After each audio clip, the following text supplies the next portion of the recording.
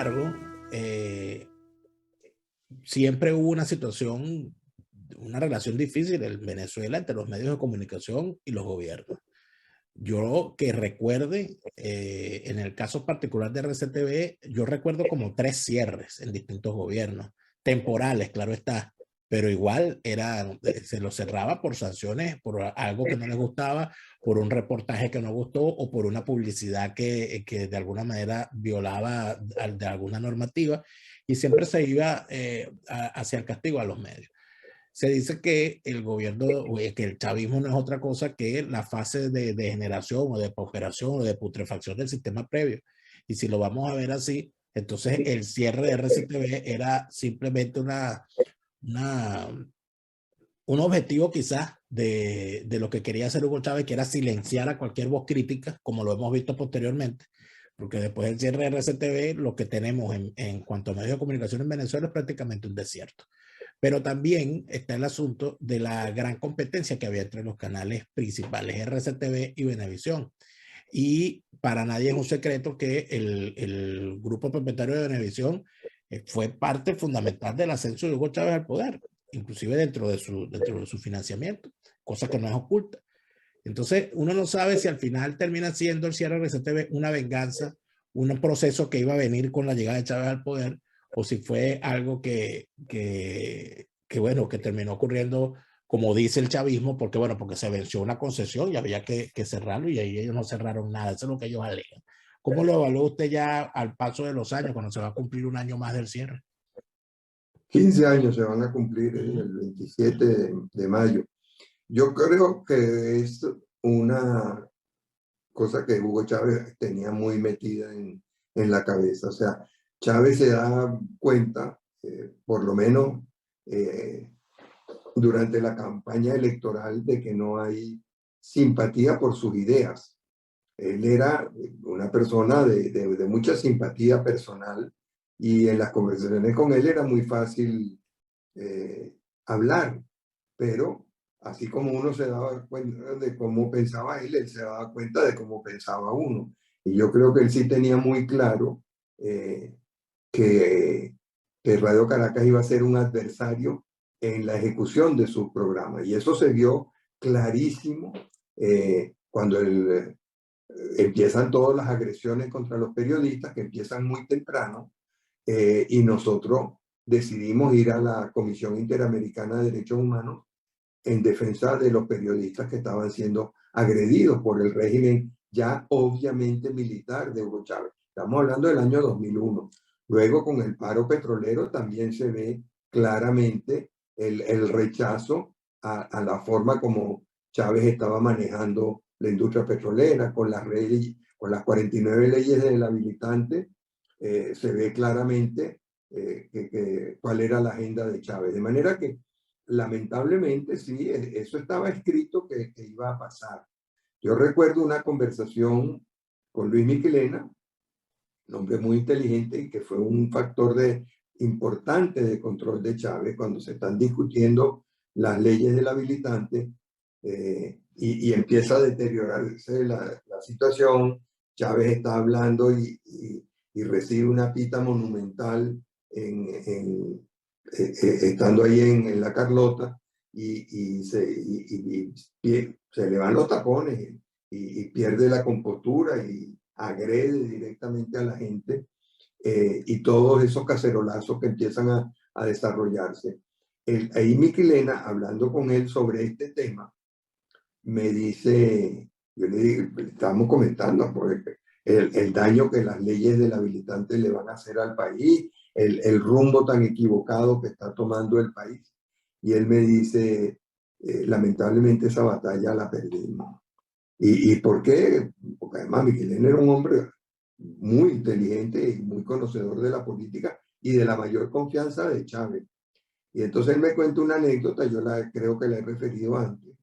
Me dice que a raíz de una cumbre que hay en Margarita, que viene Fidel Castro, él habla con Fidel y le dice que quiere conversar con él para explicarle el daño que están haciendo las leyes del habilitante y la necesidad de que Chávez rectifique y no siga por ese camino.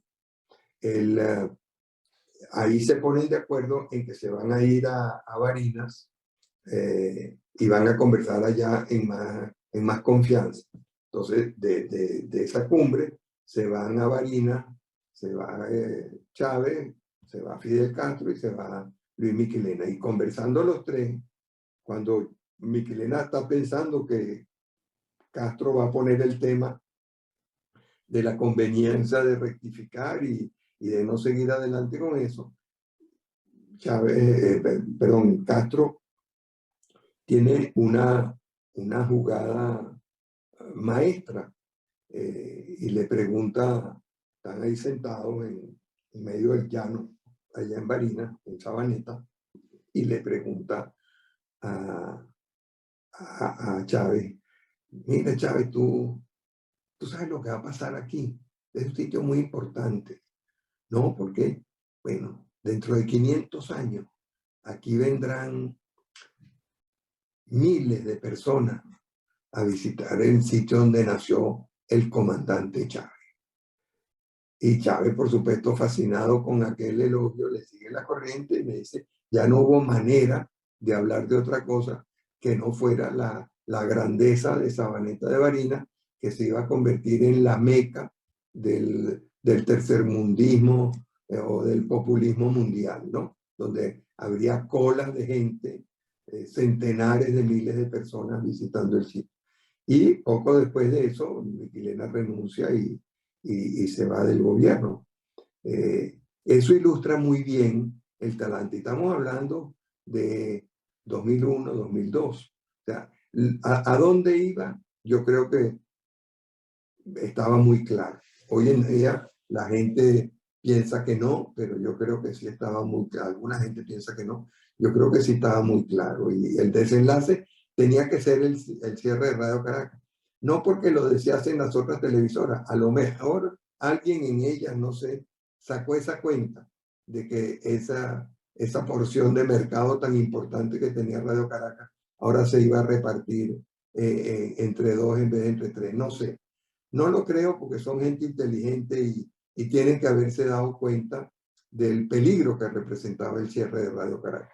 Y si tú te pones a ver, a lo mejor por 2 o 3 años tuvieron buenas ganancias, pero en los últimos 10, 15 años, en los últimos 10 años, te diría, y tal vez hasta más de 10, ha sido todo perder para ellos.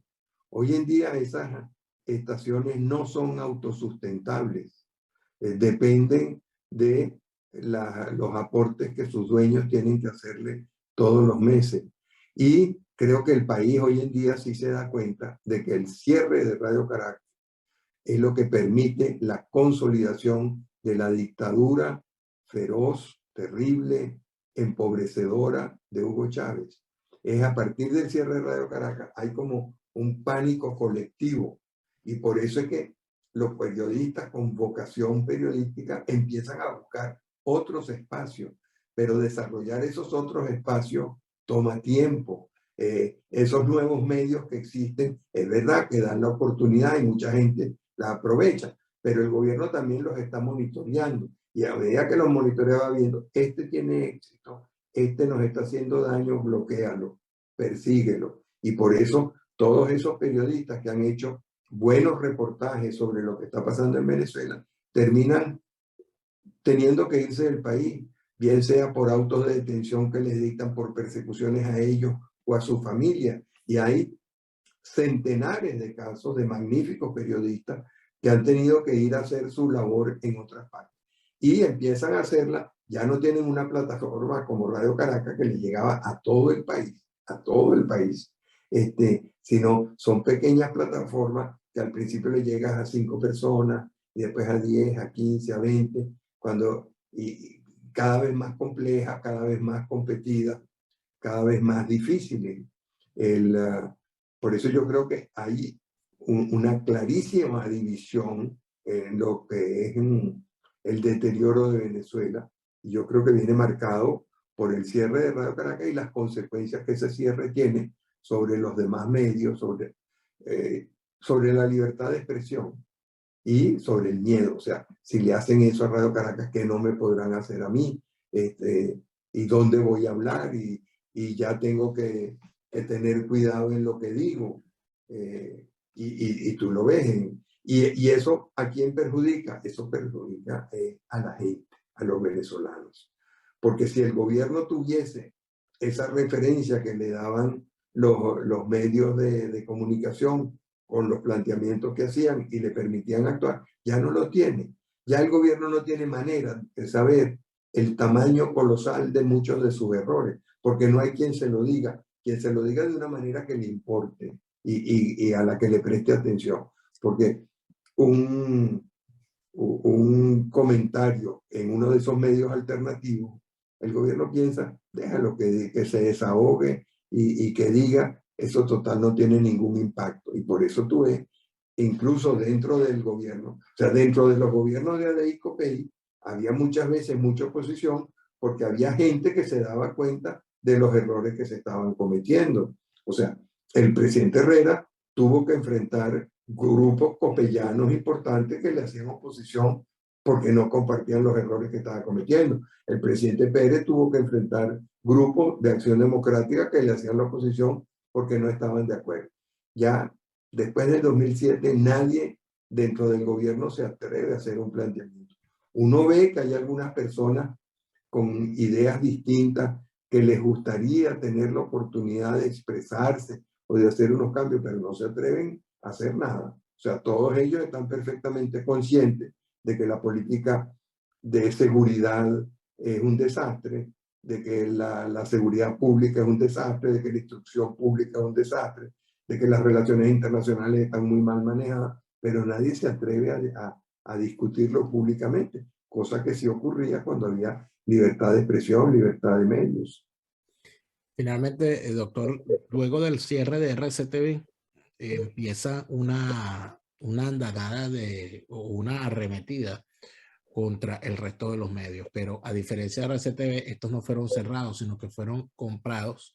Y si fueron comprados fue porque sus propietarios decidieron, bien sea de buena manera o bien sea a la fuerza, decidieron venderlo y recibir el dinero que el gobierno les dio por esa transacción. Grupos históricos como la cadena Capriles, grupos históricos, bueno, el periódico más antiguo de Venezuela, el Universal, el caso Globovisión, otros grupos de emisoras, etc. El caso de RCTV fue un cierre y también una especie de aviso para los demás medios de lo que les podría ocurrir y que era mejor vender. Y fue en RCTV un intento de transacción, si fue que ofrecieron comprarlo, que fracasó porque ustedes se negaron a hacerlo.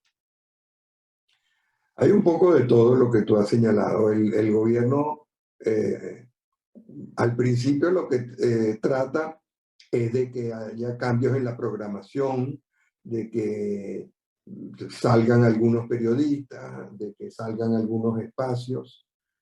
Cuando ve que por ahí no va a llegar a ninguna parte, entonces vienen las ofertas de compra, y cuando ven que ahí no van a llegar a ninguna parte, viene la decisión del cierre. Yo creo que por eso Chávez se fija un plazo. Fíjate, él, para el cierre de RCTV, él anuncia el cierre el 28 de diciembre del 2006 y lo ejecuta el 27 de mayo del 2007. Para el cierre de RCTV Internacional, que era la estación que nosotros montamos a raíz del cierre de RCTV, que estaba por cable y satélite y que venía creciendo de una manera exponencial, él recibe la orden del comandante cubano el 22 de enero y el 23 de enero ya está ejecutada la orden. Ahí no hay, y las cableras están tan aterradas que cuando uno le dice, enséñame la orden, ¿por qué me está sacando del aire? No puedo. Aterrados todos. ¿Por qué? Porque tenían dólares represados que querían poder sacar a tasa preferencial. Eso en unos casos. En otros casos, porque tendrían miedo de lo que les podía pasar a sus personas. Entonces, yo creo que él transmite varios mensajes.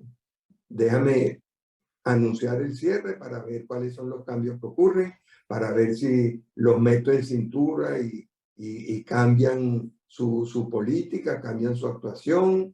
Si no lo hacen, aprieto un poquito más duro, pero les ofrezco también la oportunidad, mira, puedes vender y el precio es bueno, el precio es interesante y bueno, si no aceptas ninguna de esas dos cosas, pues te cierro. Y eso fue lo que hizo, porque Chávez se creía el dueño del espacio radioeléctrico, que es un bien de la humanidad.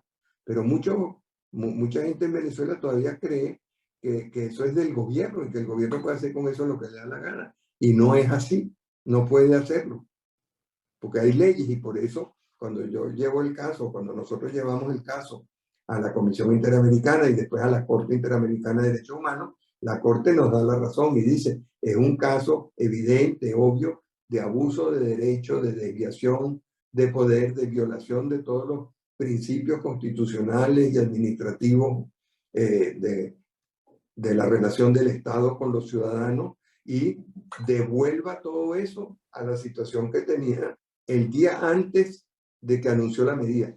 Fíjate, ellos ni siquiera dicen el día antes del cierre, ¿no? El día antes de que usted anunció la medida.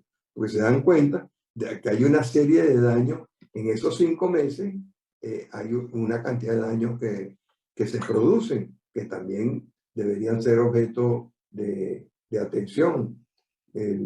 Esa sentencia es muy interesante. Por cierto, el doctor Carlos Ayala acaba de publicar un libro sobre el tema de defensa de derechos humanos en la Corte Interamericana de Derechos Humanos y aparece bien reseñado el tema de Radio Caracas Televisión y toda la jurisprudencia que eso va sentando y los precedentes que se van creando.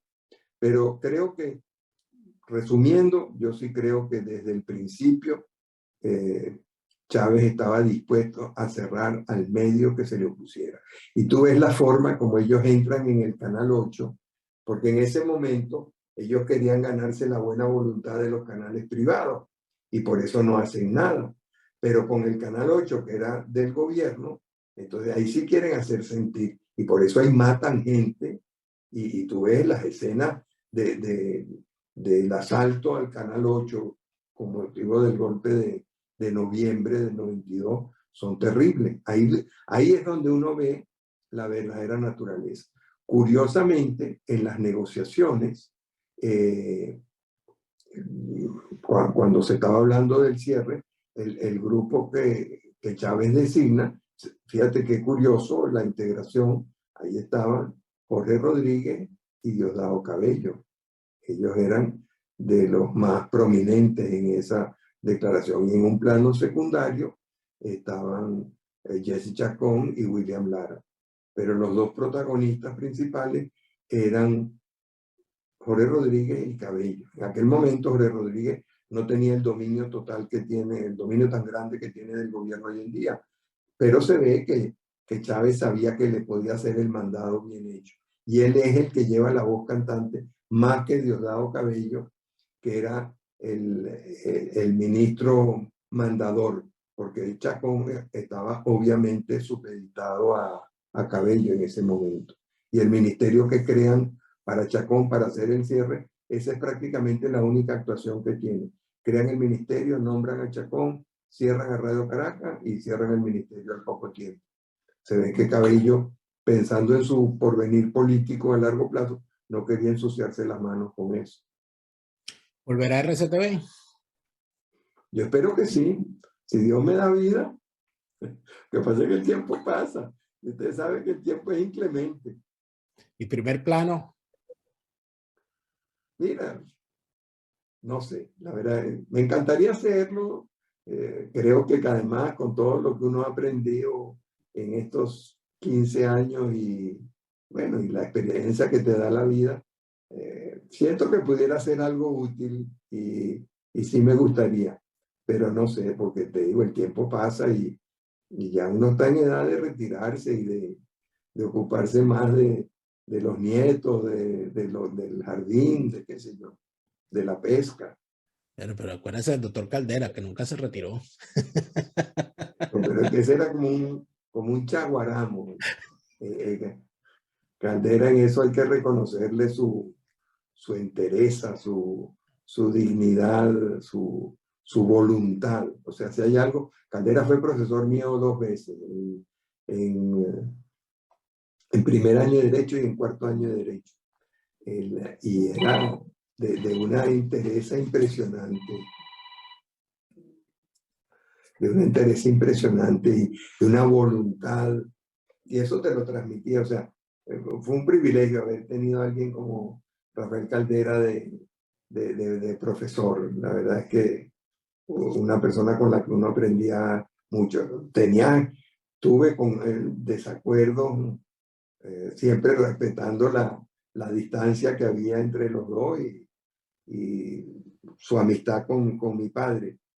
Pero sí tuvimos diferencias de opinión, pero tengo que reconocer que ojalá Venezuela tuviese más hombres como Rómulo Betancourt, como Rafael Caldera.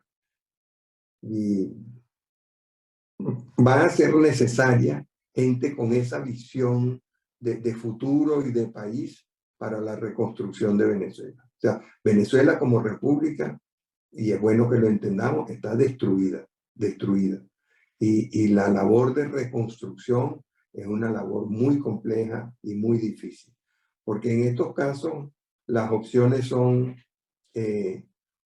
la guerra, que es como terminan casi siempre estas cosas, o esa labor titánica de inteligencia, de trabajo humano, de reconstruir.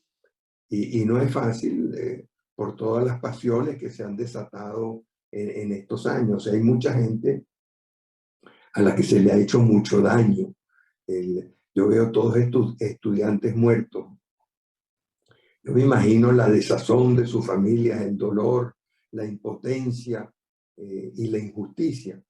Estos militares que han torturado y algunos han muerto, el dolor que eso deja. O sea, eso no es fácil de remediar. Pero en algún momento los venezolanos tendremos que sentarnos como nos sentamos después de la guerra de independencia o después de la guerra de la federación, o en menor grado después del 23 de enero del 58, a ver cómo se reconstruye el país. Y requiere inteligencia, conocimiento del país y mucho, mucho trabajo. Y en eso, pues, los ejemplos de Betancourt y Caldera creo que son muy importantes. Bien, ha sido un privilegio para nosotros conversar con usted, doctor. Muchas gracias. Muchas gracias a ti, muchas gracias de verdad.